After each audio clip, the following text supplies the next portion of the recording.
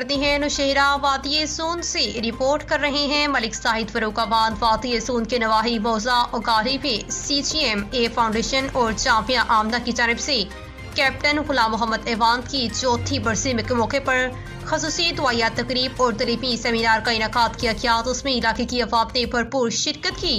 मारूफ इस्लामी scholar doctor सुल्तान सिकंदर ने दुरान Khattab मशरती फलाहबूद और सोशल वेलफेयर के हवाले से इस्लामी तालीमात पर रोशनी डाली।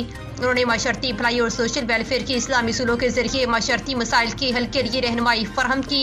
तकरीब में रज़ाकारों में शील्ड्स तकसीम की गई और सालाना कारगिर्द की रिपोर्ट पेश की गई। CGMA फाउंडेशन के चेयरमैन हैदर अबाद ने तमाम शुरका का शुक्रिया अदा किया।